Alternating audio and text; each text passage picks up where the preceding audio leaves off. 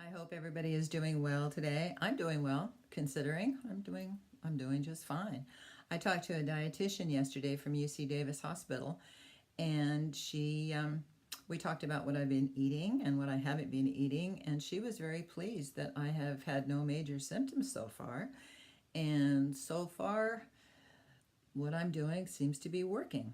Now, I did start with the Rick Simpson oil on Thursday. And oh boy. Oh. Anyway, first, let me tell you a little bit about Rick Stimson. I heard about him when I was up in Washington a few years ago, probably about 8 years ago, when I was up visiting Travis and Becky. And we'd been talking about cancer, and they were telling me that they'd heard about this gentleman from Canada who had made this oil that seemed to be working to eradicate cancer cells. And at the time, I do believe that he had just moved from Canada, kind of against his will, and he was living in Europe, and he wasn't making the oil anymore, but he did have a recipe up on his website, Phoenix Tears. So he did have the recipe for it, but he had run across back in the 1950s. He said that he was listening to his car radio one afternoon, and he heard these researchers talking about success that they had had with cancer cells and THC. And he said he found that really interesting at the time. And he went on to find out a little bit more about it, but it was when one of his close relatives died of cancer that he really decided to delve into this and see what he could come up with. And so he started growing plants and started experimenting with them.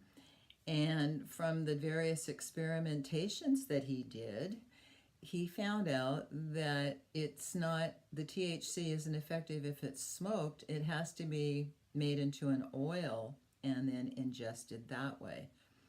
And the way it works, I don't think anybody really knew how it worked until they really did some studies on it. And the way it works is it helps the cell to die.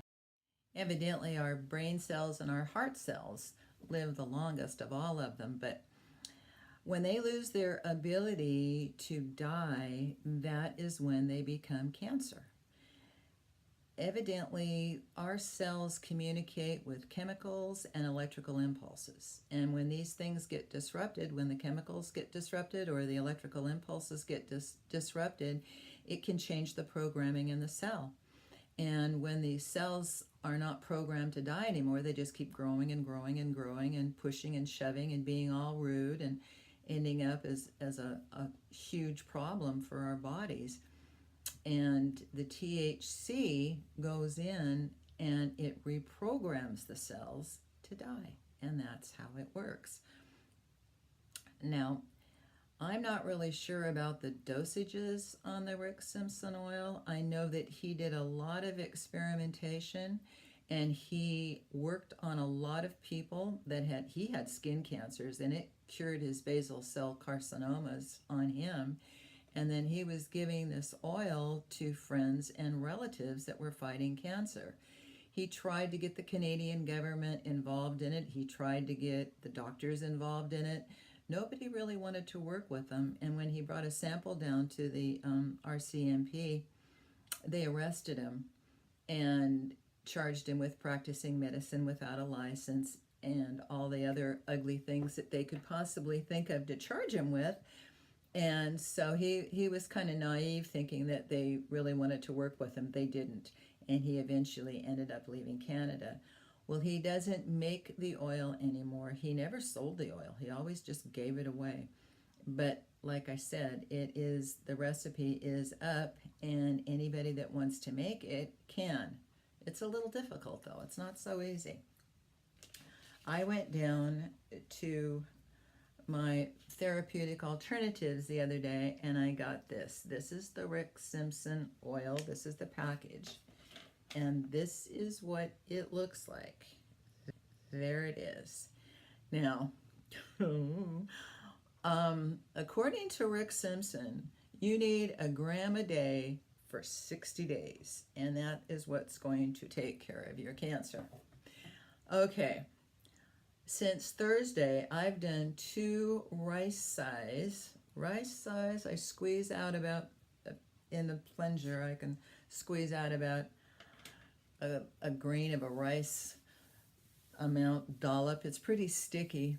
And I found out, a friend of mine told me she puts hers in a little capsule. She empties out a capsule that she's got something in, and then she swallows it that way. I did it that way yesterday because if it sticks to your teeth and you've got tarry substances on your teeth, I don't know if you've ever cleaned out a pipe. It's kind of like cleaning out your pipe. But anyway, I take a dose in the morning. After about 2 hours, all I want to do is sleep, which is not really unpleasant. It's kind of a nice way to go. And then I start coming down, and then I do another dose before I go to sleep at night. And I tell you, I have been sleeping really, really well. So that's what's going on with me. And that's about all I know today. That's it. That's just all I know. So thank you for watching, and I hope everybody has a very lovely, lovely day.